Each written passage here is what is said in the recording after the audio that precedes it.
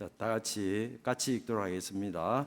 선지자의 제자들의 아내 중의 한 여인이 엘리사에게 부르짖어 이르되 당신의 종 나의 남편이 이미 죽었는데 당신의 종이 여호와를 경외한 줄은 당신이 아시는 바니이다. 이제 빚준 사람이 와서 나의 두 아이를 데려가 그의 종을 삼고자 하나이다 하니 엘리사가 그에게 이르되 내가 너를 위하여 어떻게 하랴? 네 집에 무엇이 있는지 내게 말하라. 그가 이르되 계집종의 집에 기름 한 그릇 외에는 아무것도 없나이다 하니 이르되 너는 밖에 나가서 모든 이웃에게 그릇을 빌리라. 빈 그릇을 빌리되 조금 빌리지 말고 너는 내 두 아들과 함께 들어가서 문을 닫고 그 모든 그릇에 기름을 부어서 자는 대로 옮겨 놓으라 하니라. 여인이 물러가서 그의 두 아들과 함께 문을 닫은 후에 그들은 그릇을 그에게로 가져오고 그는 부었더니 그릇에 마치니라. 여인이 아들에게 이르되 또 그릇을 내게로 가져오라 하니 아들이 이르되 다른 그릇이 없나이다 하니 기름이 곧 그쳤더라. 그 여인이 하나님의 사람에게 나아가서 말하니 그가 이르되 너는 가서 기름을 팔아 빚을 갚고 남은 것으로 너와 내 두 아들이 생활하라 하였더라. 아멘.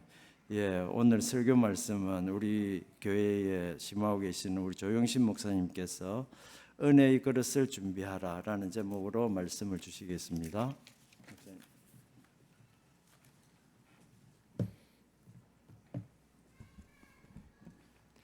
할렐루야.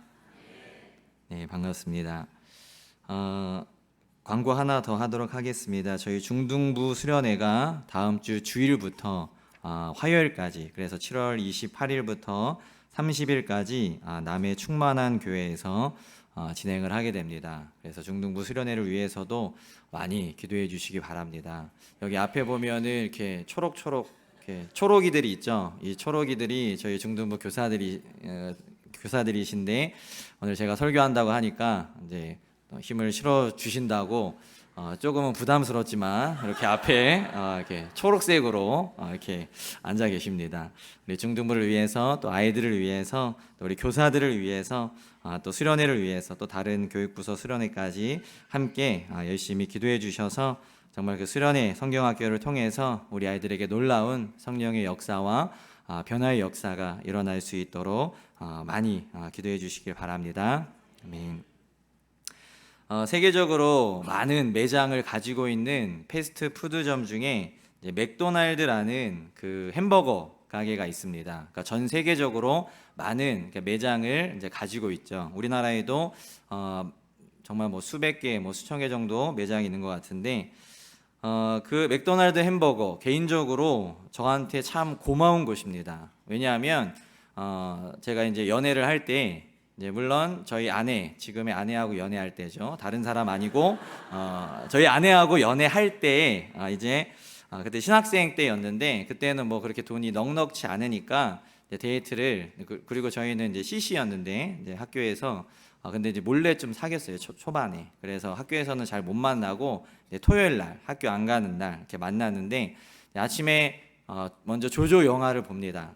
싸니까 조조 영화를 보고 영화가 끝나면 한 11시, 11시 반 정도 돼요. 그러면 맥도날드에서 할인을 했어요. 그래서 한 세트 하나에 2,500원이면 먹을 수 있었어요. 그때 뭐 한 5,000원, 6,000원 줘야 이제 한 사람이 한 메뉴를 시켜서 먹을 수 있을 때였는데 이 맥도날드 세트 메뉴가 그 당시에 좀 할인을 많이 해서 싸게 먹을 수 있었어요. 그래서 영화 보고 이제 조조 영화니까 조조 영화도 싸죠. 영화 보고 이제 점심 이제 햄버거로 먹으면 이제 10,000원에서 한 12,000원 정도면 이제 데이트를 넉넉하게 할 수가 있었어요. 그리고 이제 나머지 시간은 이제 그냥 돌아다니는 거죠. 네. 그렇게 해서 이제 맥도날드의 덕을 많이 받습니다. 그래서 싸게 저에게 참 고마운 곳이 이제 맥도날드인데, 그 맥도날드 햄버거 가게가 이제 성공한 이제 비결이 있다고 합니다. 어떠한 비결이냐면 그들의 성공 비결은 바로 철저한 준비에 있다 그래요. 맥도날드 햄버거의 창업주는 하나의 점포를 개설하기 위해서 약 5만 개의 매뉴얼을 준비하고 그중 하나라도 부족할 경우, 하나라도 준비가 덜 되었을 경우에는 매장을 오픈하지 않는다고 합니다. 그래서 그 원칙, 철저한 원칙을 지켜서 5만 개나 되는 그 매뉴얼대로 그 모든 매장에 필요한 것들을 준비하고, 그것이 다 준비되었을 때에 이제 그 매장을 오픈한다고 합니다. 덕분에 시작은 좀 더딘 듯 했지만 이 회사는 그 어떤 조직보다도 조직적이고 체계적으로 그 사업을 진행할 수가 있었고, 이 같은 준비로 인하여서 이제 전 세계 수많은 매장을 보유한 그런 세계적인 프랜차이즈 기업이 될 수가 있었다고 합니다. 만약 맥도날드에게 이러한 준비가 없었다면 아마도 지금과 같은 성공은 없었을 것입니다. 준비한 만큼 손님을 끌어모을 수 있었고, 그들이 그렇게 철저하게 하나하나 약 5만 개나 되는 그러한 매뉴얼대로 그것을 지키면서 준비하니까 그 준비한 만큼 그만한 성공을 거둘 수가 있었습니다. 오늘 우리가 읽을 말씀은 열왕기하 4장 1절부터 7절까지의 말씀입니다. 여기서도 보면 이제 준비한 만큼 하나님께서 주시는 그러한 은혜를 받은 그런 내용을 볼 수가 있습니다. 오늘 말씀의 내용은 엘리사 선지자에게 한 과부가 찾아오게 됩니다. 그 당시에 이제 선지자들을 양성하는 그러한 학교와 같은 조직이 있었습니다. 그래서 1절 말씀을 보면 선지자의 제자들의 아내 중에 한 여인이 엘리사에게 나오는 모습을 보게 되는데, 선지자의 제자들, 그래서 선지자의 제자들을 키워서 이제 선지자를 만드는 거죠. 지금으로 이야기하면 신학대학교, 신학대학원, 그래서 신학생들을 양성하는, 그래서 선지자들을 양성하는 그러한 학교와 같은 조직이 있었는데, 거기에 속해 있었던 그 선지자의 제자들 중에 한 이제 아내, 제자 중에 한 아내가 이제 엘리사에게 찾아오게 된 것이죠. 이 아내가 찾아와서 엘리사에게 이야기합니다. 아마도 이제 그 선지자의 제자 중에 한 사람이 이제 그렇게 선지자 수업을 받다가 또 선지자의 제자로 생활을 하다가 이제 세상을 떠나게 된 것 같습니다. 그래서 이제 과부가 된 거죠. 과부가 되어서 그러한 어려움을 가지고 엘리사 선지자에게 나아오게 된 것입니다.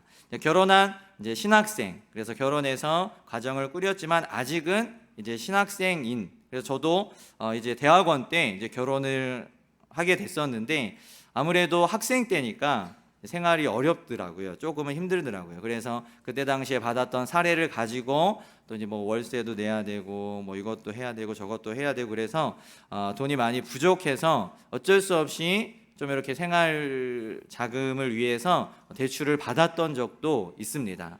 마찬가지인 것 같아요. 이 선지자 제자들 중에 한 사람이 가정을 이루었고 그 가정을 이루어서 열심히 선지자의 제자로 생활을 하다가 어려우니까 힘드니까 빚을 낸 것 같습니다.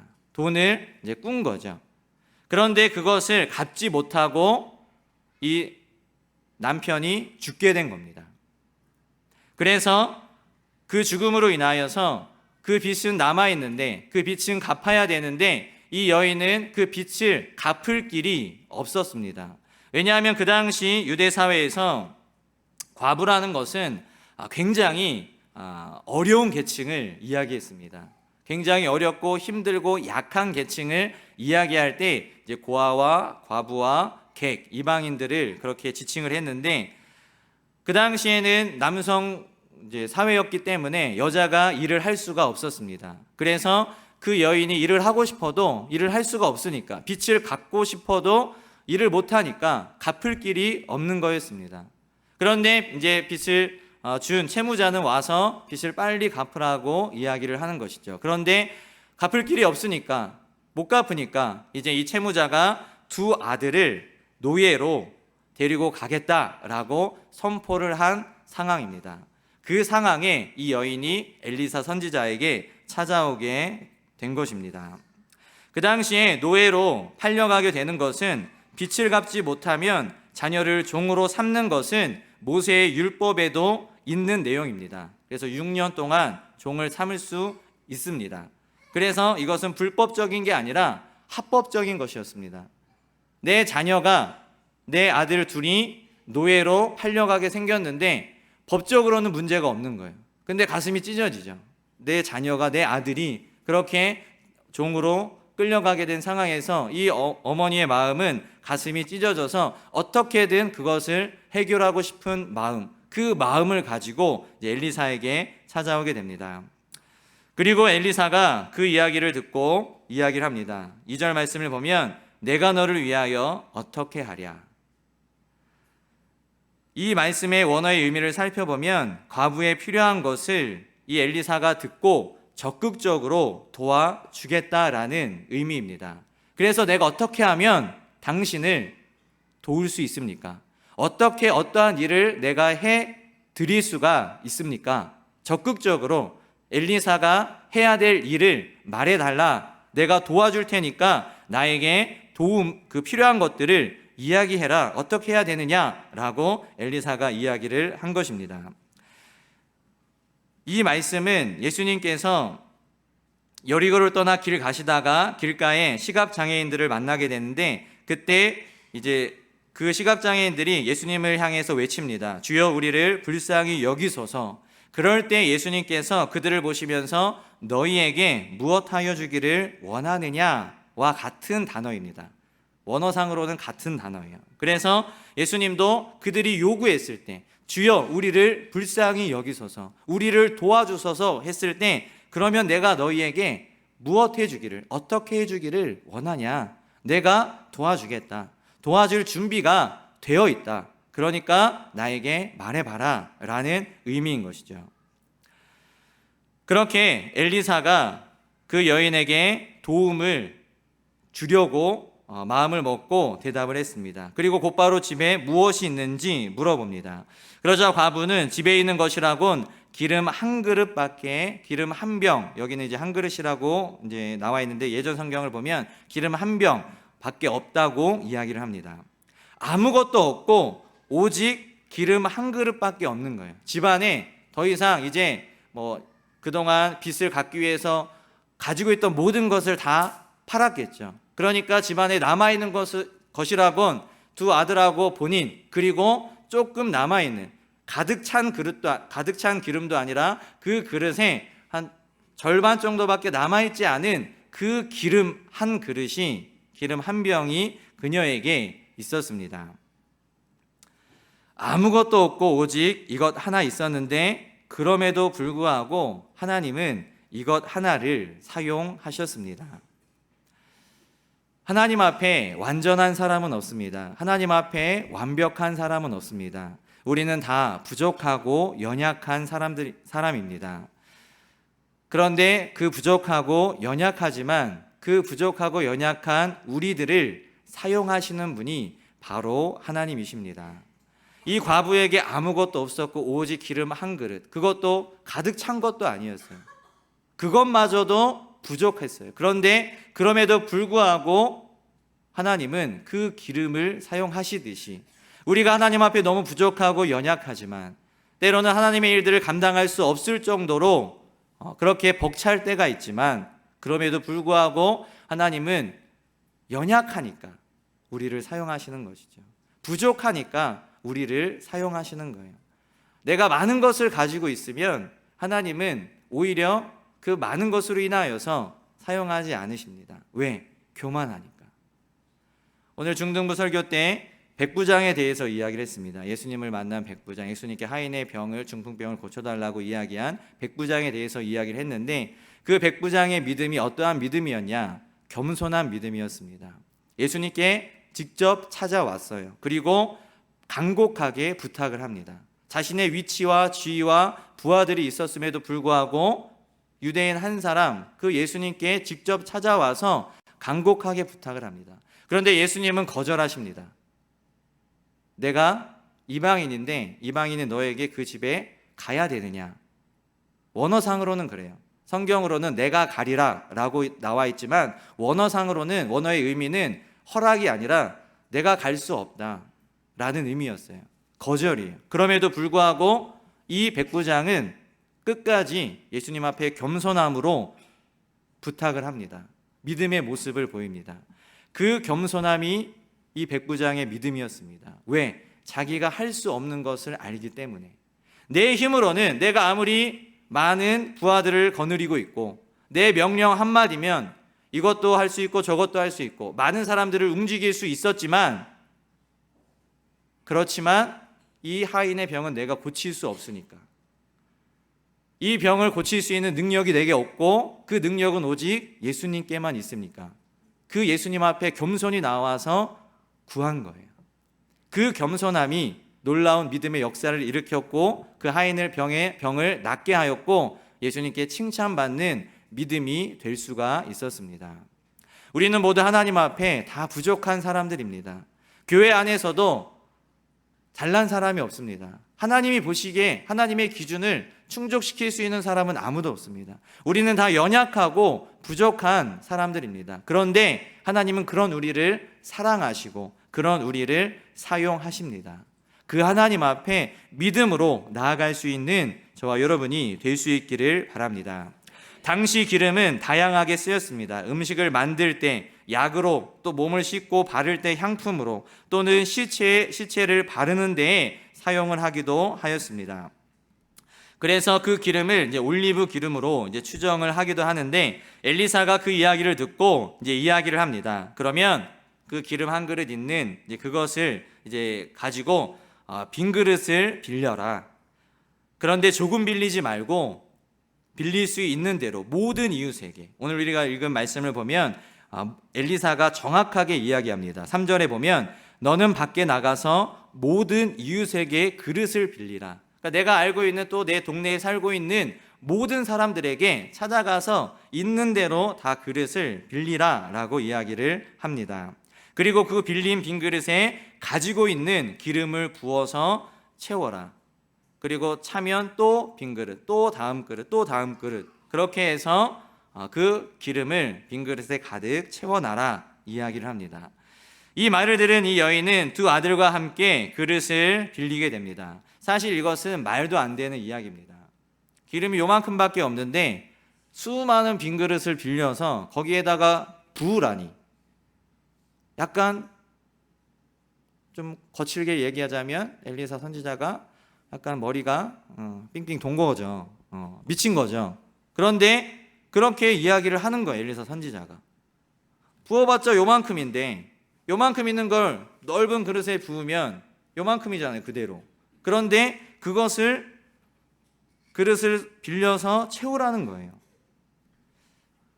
하지만 이 여인은 그런 말도 안 되는 이야기에도 순종을 합니다.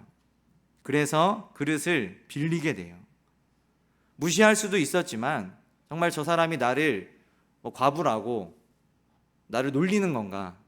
아니 내가 정말 절박해서 우리 아들들이 팔려가게 생겨서 정말 절박한 마음으로 찾아왔는데 빈 그릇을 빌리고 거기다가 기름을 채우라니, 내가 과부라서 내가 아무것도 가진 게 없어서 무시하고 놀리는 것이 아닌가, 이렇게 생각이 됐다면 순종할 수가 없었을 거예요. 그런데 선지자의 말씀이니까 하나님의 말씀으로 드는 겁니다. 하나님의 말씀을 듣고 그 말씀을 순종하였습니다. 그랬더니 정말 놀라운 기적의 역사가 일어나게 되었습니다. 아마 이 여인은 동네에 있는 모든 그릇을 다 빌렸을 것입니다. 그리고 이제 그 그릇을 다 빌린 다음에 두 아들을 모아놓고 작업을 이제 시작하게 되는 것이죠. 집 문을 닫고 이제 그 기름을 빈 그릇에 채울 그러한 작업을 시작하게 됩니다. 여기서 문을 닫고 아무도 이제 볼 수 없게 문을 닫고 어머니하고 아들 둘하고만 그 밀폐된 방에서 그 일을 하는 거예요. 여기서 문을 닫는다는 의미는 하나님과의 은밀한 교제를 의미합니다. 하나님만 바라보는 그러한 기도, 그러한 시선을 이야기합니다. 그래서 마가의 다락방에서도 골방 기도를 한 것이죠. 하나님과 하나님만 바라보면서 모여서 하나님 앞에만 집중하기 위해서 그 다락방에 모여서 문을 닫고 제자들이 기도할 때에 성령이 임하였던 것입니다. 마찬가지로 뒤에 보면 엘리사 선지자가 수넴 여인의 아들을 치료하는 장면이 나오는데, 그때도 보면 문을 닫고 엘리사와 그 죽은 아들, 그 시체, 그 둘밖에 없는 상황에서 하나님 앞에 기도합니다. 문을 닫고 하나님 앞에 이 일을 시작한 것은 하나님만 바라보는 기도, 하나님만 의지하는 그러한 믿음의 모습을 보여주는 것이라고 할 수가 있습니다. 우리가 하나님 앞에 기도할 때 하나님과의 그 기도를 방해하는 것들이 있습니다. 그것들을 제거하고 오직 골방에서 하나님 앞에 기도하듯이, 오직 하나님과 나밖에 없는 그 방에서 하나님만 바라보고 기도하듯이 믿음으로 기도할 수 있는 저와 여러분들이 될 수 있기를 바랍니다. 신기하게도 엘리사의 말처럼 기름을 붓는데 기름이 떨어지지 않고 계속 나오게 됩니다. 빈 그릇을 다 채우고 나서야, 그때서야 기름이 멈추게 되었습니다. 그리고 이 과부는 그 모든 일을 마치고 엘리사에게 가서 그런 모든 상황들을 이야기합니다. 그러자 엘리사는 그 과부에게 이렇게 이야기합니다. 그 기름을 팔아 빚을 갚고 남은 것으로 생활하라. 이렇게 해서 그 여인이 가지고 있었던 빚을 갚을 수 있게 되었고, 그리고 두 아들도 지킬 수 있게 되었습니다. 또한 아들이 커서 일하기 전까지의 생활비도 해결이 될 수 있었습니다. 만약 이 여인이 엘리사의 말을 반신반의하며 그릇을 준비하지 않았다면 이렇게 되지 않았을 것입니다. 그런데 그 말씀에 순종하니까, 그리고 있는 대로 그릇을 준비하니까, 그 그릇은 내가 준비한 거예요. 내가 준비하지 않으면, 그 말씀을 듣지 않았으면, 순종하지 않았으면 그러한 놀라운 채워짐의 역사는 일어나지 않았을 것입니다. 이것으로 인하여서 이 과부는 이제 한동안은 그 생활비를 가지고 여유 있게 생활을 할 수가 있게 되었습니다. 이것이 바로 하나님의 방법입니다. 하나님은 우리가 생각지 못하는 방법으로 역사하시고 채워주십니다.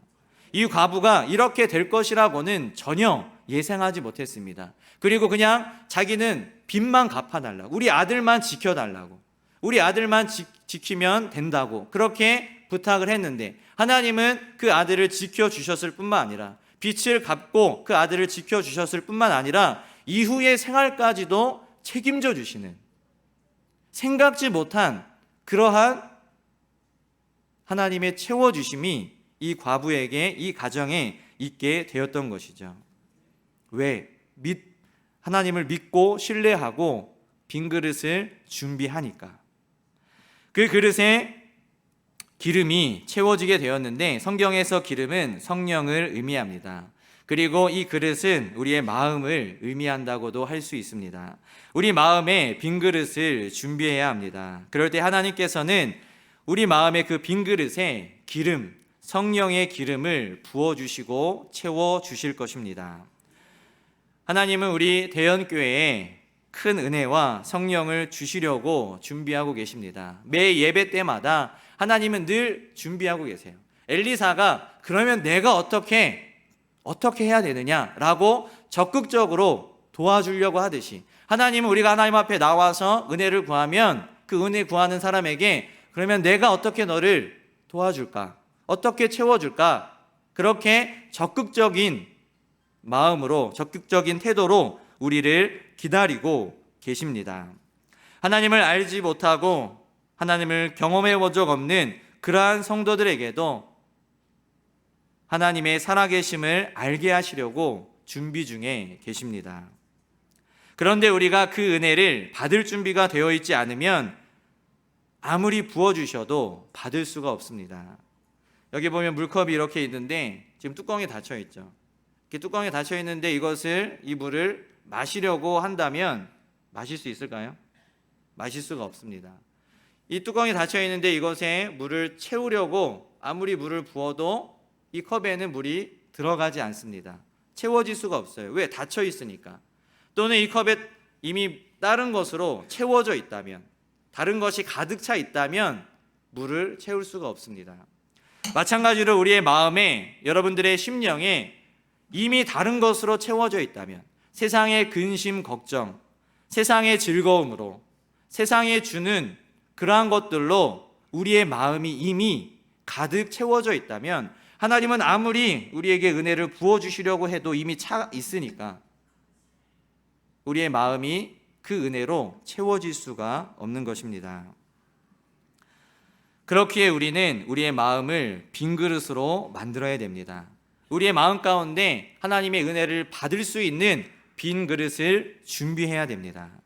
그래서 하나님 앞에 나와서 우리가 예배드리는 것이고 기도하는 것입니다.